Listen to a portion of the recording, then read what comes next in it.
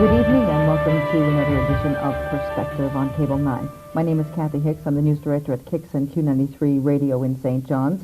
Again tonight, Brett and Loney, the news editor for the Evening Telegram in St. John's, and Ian Bailey, the Canadian press correspondent for Newfoundland.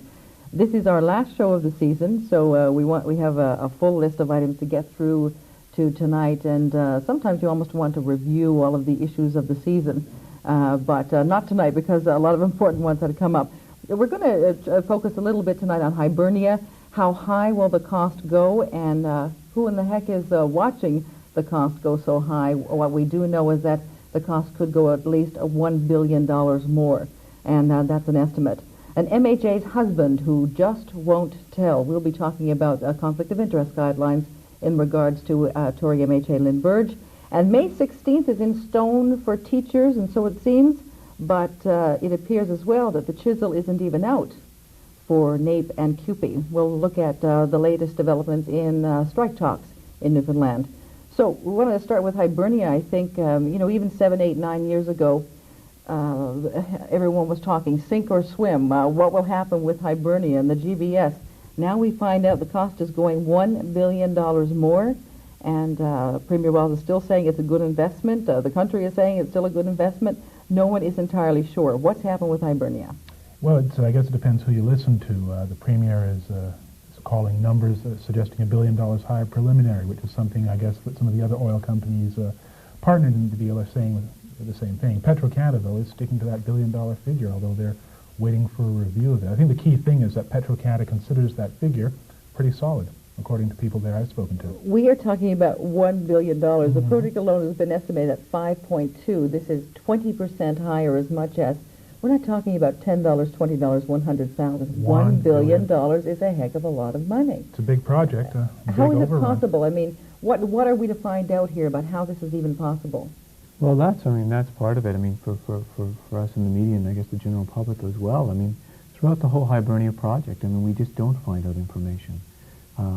We get the information that they want us to get, and that's about all we've been able to get. And because of the nature of the project, you need someone that's fairly involved in it to really be able to know, to get the clear details of what exactly has gone wrong. But they've always played their cards very, very close to their vest, and so we really don't know. I mean, we just have people sort of providing suggestions or guesses or clues on the outside, people like Ian Doig, oil analyst in Calgary, who He's always been ready with information on Hibernia. Yeah. And is viewed perhaps maybe not incorrectly by people in Newfoundland is certainly no friend of Hibernia, and he never hesitates to offer an opinion of what a stupid project he feels that it is. But he did make one interesting point. I mean, you can't argue about the economic benefit to Newfoundland of Hibernia. There's no argument there. But he points out, as taxpayers, we're not only on the line for federal government's percentage of its involvement in the partnership. We're also on line for Petro-Canada's, which is again the federal government's. So it's a big chunk of federal money. It's a big chunk of money. Sure. I mean, no one can question the economic spin-offs for Newfoundland, but as federal taxpayers, we're also in for a pretty good chunk. Yeah. I think our best option for candor for this will come from Petro-Canada, which released reports of the $1 billion study, and which felt compelled to do so because it trades publicly in Canada. So their people have indicated, I suppose, that they release this first, and they will release the study in about 2 months, or details of the study in about 2 months, I suppose, once they review the numbers. And there are 2 points here that I wouldn't mind if we would look at for a bit, and certainly one is the defensiveness of Ottawa about this project, and the defensiveness of Brian Tobin, who has certainly a stake in this, and he is defending it very much. But in our search for watchdogs or people who are watching the cost of this, what we found, for example, and I know it's a new federal cabinet, relatively new, it's almost not new anymore, but the Reform Party and the Bloc Québécois just getting, or so it seems, they're just seemingly just getting organized. I'm not sure what's taking them so long, but we talked to the Bloc Québécois to find out what they thought, of the high figures, and only to find that their energy critic couldn't speak English. So what they've had to do now is subdivide and get a smaller committee, someone who's actually handling human resources, and through that they actually had a meeting yesterday in Ottawa with the federal energy minister, and we made a check back today. Hibernia wasn't even on the agenda. these people from the bloc had thought that they would talk about it. They were very concerned about it, wanted something done about it, wanted some questions answered. It didn't even make the agenda and was not even up for discussion. So it seems to me that it's not much of a priority as far as Ottawa is concerned. They're not too concerned about the high There's cost. an interesting schism here. Brian Tobin, of course, is defending the project right down the line against reform attacks. And the Energy Minister, though, the day that the numbers came out, was very concerned. I believe she said Canadian taxpayers should be equally concerned. So there's an interesting schism. But I think, the barn door is open, the project is out, billions of dollars spent. What can you do now? They can't stop now. They can't stop Talking now. about a white elephant if they stop now. How far can they adjust now? So Wade Locke, an economist in St. John's, and he has recently been recorded on his points of view on the hydro deal. He's also been doing some work on Hibernia. And he's thrown around some figures, and to him, even without this $1 billion additional cost, it is simply just not feasible to take that oil out of the ground. And he feels that it does not become profitable, it will not become profitable unless there's a major oil crisis, and that prices suddenly are unreasonably high and a lot of money is raked in.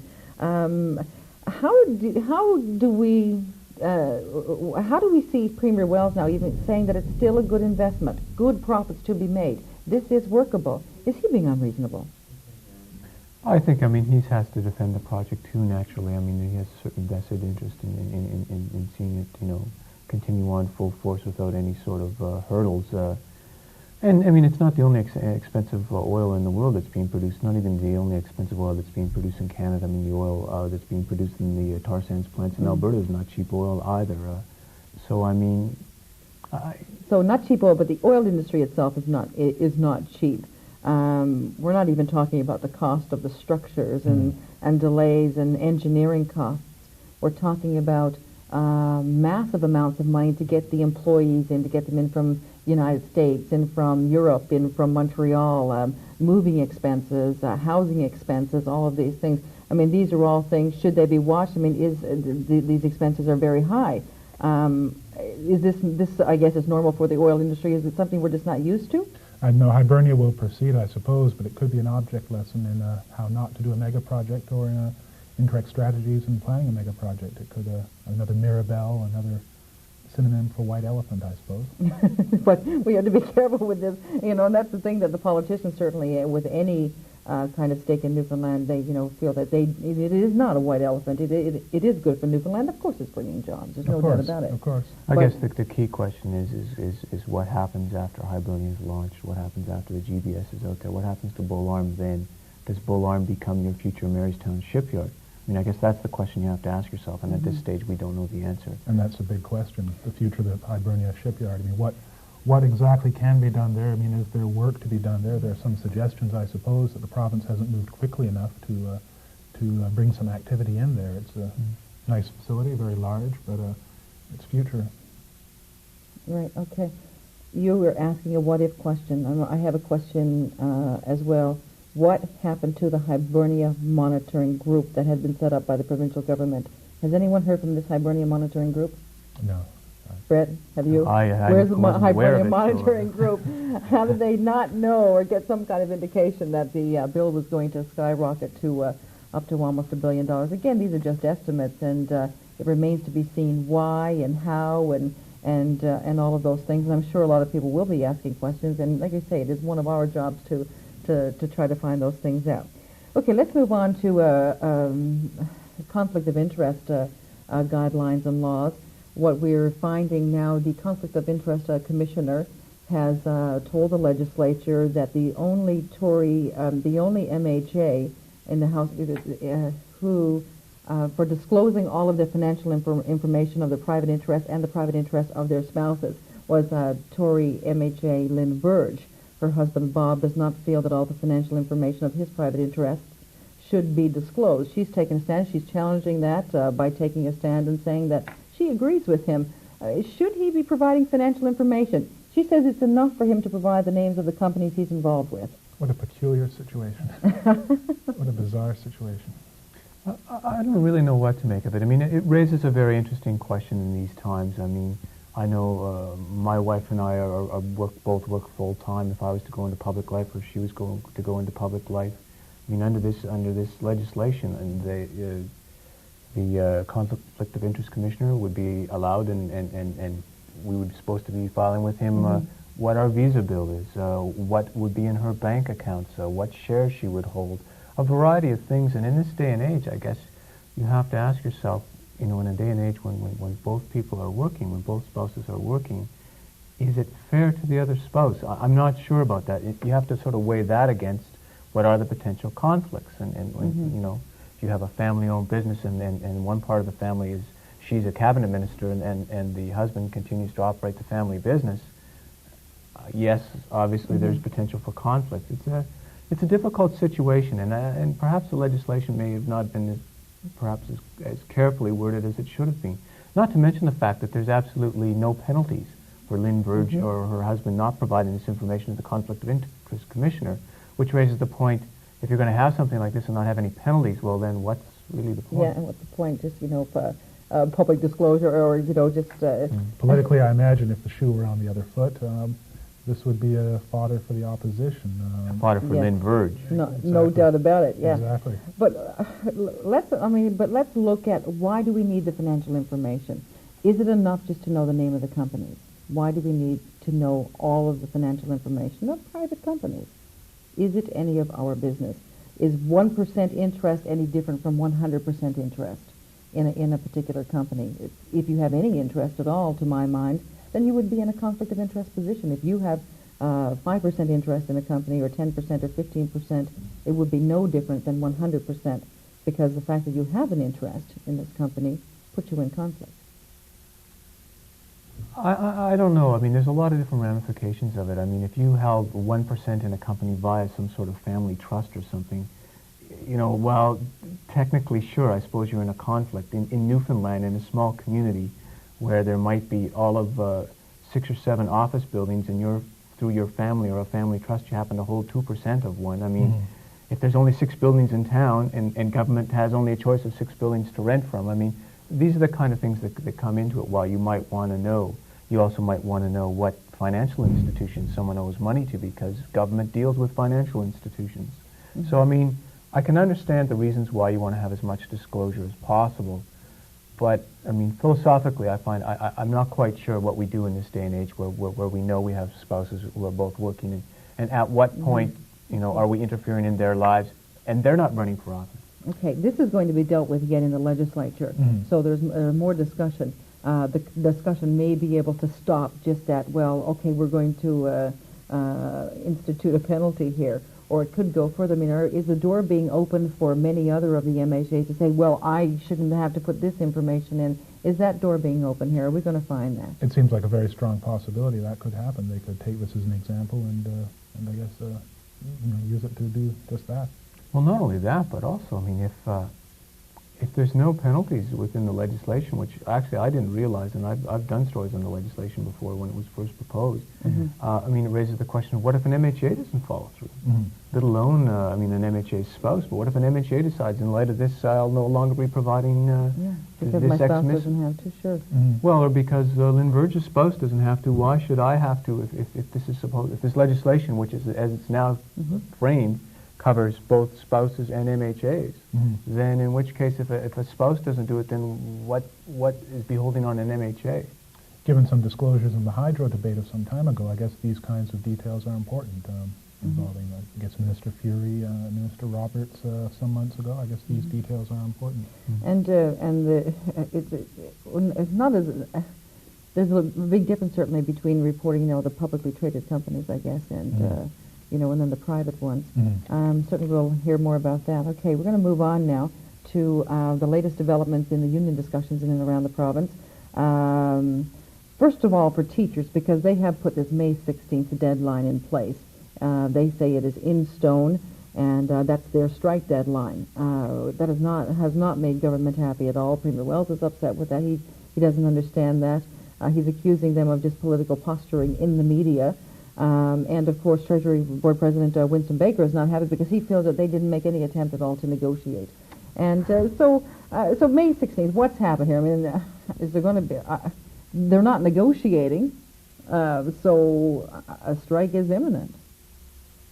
Well, the question is, who isn't negotiating, right? I mean, I had to laugh. It was almost sort of reminiscent of last year. This year, it's they're not negotiating coming from the provincial government. Last year, it was their proposals for cost saving are outlandish, and we won't even, not worthy of being dealt with. Well, I mean, these were people who had consciously put a great deal of effort into trying to come up with proposals, and it was just dismissed out of hand. So, I mean, it almost rings like last year. I mean, just sort of this gradually growing through the process. Yeah.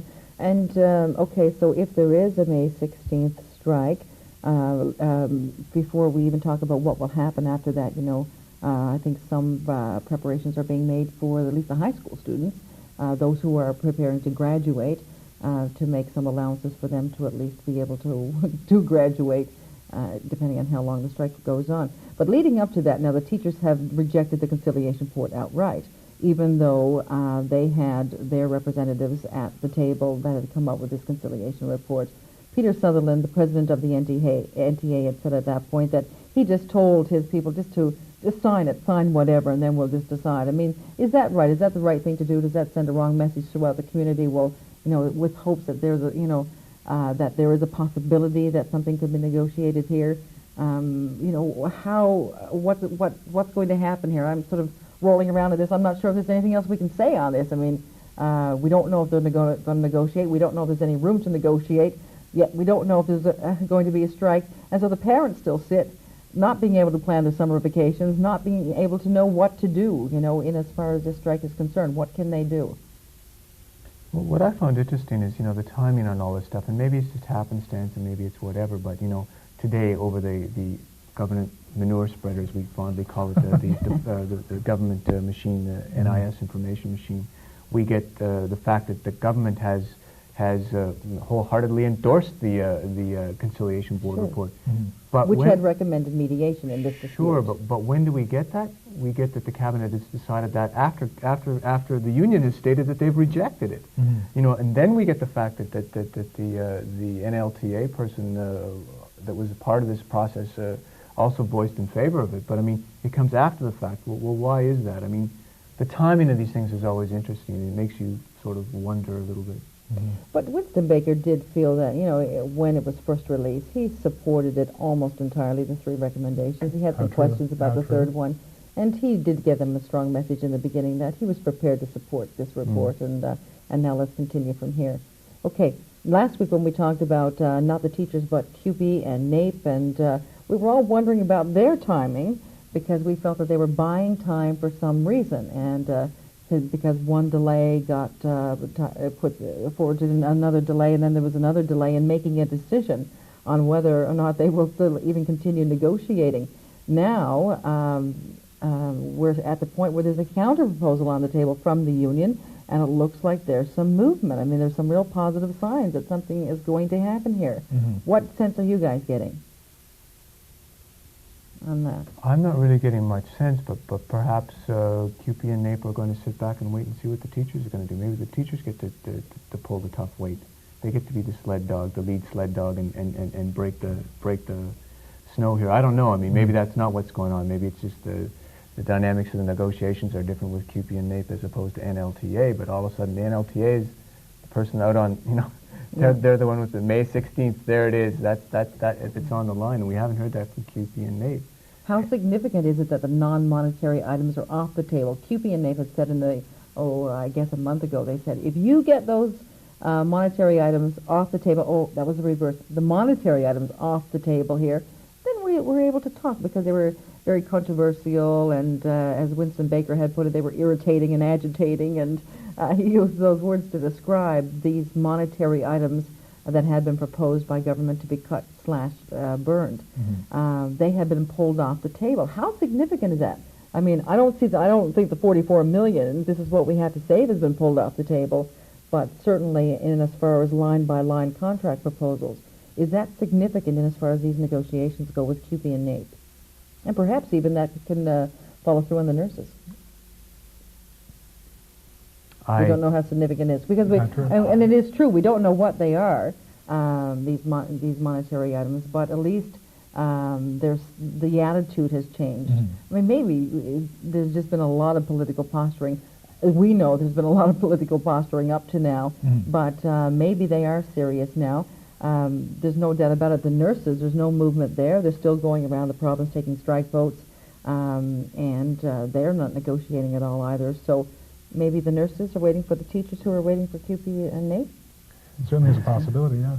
Okay. Do you want to move on now to, let's just talk about Jean Payne for a second, the MP. We won't spend a lot of time on this, her money troubles. I want to talk more than anything about her as an MP. She felt that she's being singled out. It seems as though this is being sort of stepped down a bit by the government. We've seen the Minister Furey, sort of step away. Now the president of Enterprise Newfoundland and Labrador picked up the ball this week to sort of respond to the issue, and Chuck Furey sort of stepped right out of it. It's a pretty strange story.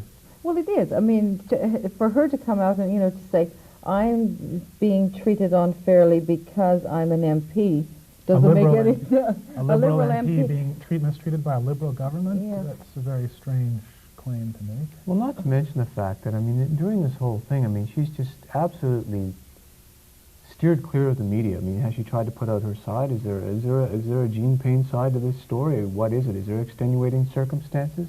Does she have a proper case for saying that she's been, treated unfairly or mistreated by the provincial government or by ENL? I mean, she sort of implies or infers this, but we don't see anything laid out. I mean, during this whole thing, I think she could have made the whole situation for her much easier just by coming out and saying, this is the situation. I was a businesswoman. This happened. I'm sorry, or I'm happy, or there's nothing I could do about it, or whatever. But nada. We haven't heard a word from Jean Payne. She's been extremely elusive through this whole thing so far. I mean, she's returned calls on occasion, but certainly not as prominent as ENL has been in complaining that she's not returning their calls. And in the midst of that, we also haven't heard, from Jean Payne on anything. And you have to wonder. I mean, how is Jean Payne MP communicating with the people in her constituency now? For all I know, maybe she's down there every day, knocking on every door and street in her riding, or in her district. But she just vanished from public life for sure. I understand she was out, however, at the GST hearings some time ago. I think sure, as a representative of Ottawa. Yes. And that's where the media, we were able to catch up with her to talk about this debt that she owes the province. And there's still the debt that she owes the federal government. That's, everyone is trying to deal with that. On a $64,000 a year salary, it's pretty... And ENL isn't saying that it's done either. ENL is just saying, no, we met with her this week and we talked about it. We have a payment schedule. Well, I don't know if they weren't even saying that, were they? I could be wrong, but they weren't. I think they were saying that they were complaining initially that she wasn't returning their calls. They couldn't reach her, complaining that there was something incomplete about the repayment schedule, and that so by the end of the week they had agreed to start working on that schedule. Yeah, and I wonder if it's just the fact that she is a Green MP and just new in the position. She felt that she did not have time. She was so busy as an MP, she did not have time to even work up a repayment schedule. And she also did not think it was going to be an issue as part of her campaign, and she said that very clearly. But an MP who is not in cabinet, I mean, this kind of scandal is something people understand fairly well and can overshadow any work, I'm sorry, Ms. Payne, but can overshadow any work that a backbench MP is going to do in cabinet. Does anyone know what Jean Payne has been doing as an MP? We don't, but we do know that ENL is complaining that they can't reach her. Well, not only that, but the simple fact, I mean, this stuff is not kicking around from like 1994. This stuff is kicking around from a while ago. I mean, stuff is kicking around from before she was an MP. So for her to suggest, I mean, I'm sure she is very busy with her duties, and she's a new MP, and there's a lot to learn very quickly, and I have no doubt that she's been working long and hard, but I mean... But the issue has been slapping her in the face every day since it first was understood that she had owed the money. Sure, and it was around before we knew it was around. Sure, okay. I'm getting the signal that we're almost done here, but I want to talk about Ron Irwin, the Minister of Indian Affairs. His first trip to Labrador. You say fresh from a bowl of caribou soup in Ron Labrador Irwin had today. A terrific time in Labrador, apparently, and Davis Inlet. Another Liberal MP, Bonnie Hickey, was apparently up there with him, and Innu leaders said late this afternoon, apparently, that they signed a $4 million agreement, and it's a good start for working to move the community. $4 million. $4 million in various... Okay, there's a lot more to come then. It was just $4 million today. Of course. So is this the first real step toward their new community? Perhaps a step that would have to go over the province of Newfoundland from the sounds of what they were saying today. There are still talks ongoing on land issues, according to what the minister told us. He enjoyed his caribou soup. He enjoyed his caribou soup. He got a great reception, and he liked the Well, houses. I wanted to know about the reception because this is the very minister that would not go in there for fear of, the violent protests that had been taking place in December, and then there were... well, there was an apparent catch to his reception. According to Peter Panashuli, only 50 members of the community were out to greet him. The rest were hunting. Oh, they were all we're getting that time of the year again. Exactly. Then again, that's how he got his caribou soup, so I suppose Ron Irwin, he has been there, and I guess the move itself for Davis Inlet and for this entire community, it's certainly one for us all to watch. And according to Simon Chakobesh, the year 2000 or thereabouts is a possibility. And any of those decisions made today? None at all. Okay, so it looks like that is all of our time for this evening, and it's all of our time for the season. Brett, Ian, we're going to miss each other. And we'll be back. We're not. I guess in October is when the new season starts again. And I have no doubt about it that a lot of issues will be coming up over the summer months. There's a lot to take care of yet. Hydro, education, the educational reforms, they look to be back on the table, taken off the shelf, and perhaps there will be some movement there. We could be on strike still in October. No one is pretty sure. It's going to be a hectic year for Newfoundland and Labrador. Brett and Loney, Ian Bailey, I'm Kathy Hicks. We'll see you again next season. Thanks so much for joining in tonight. Have a good evening.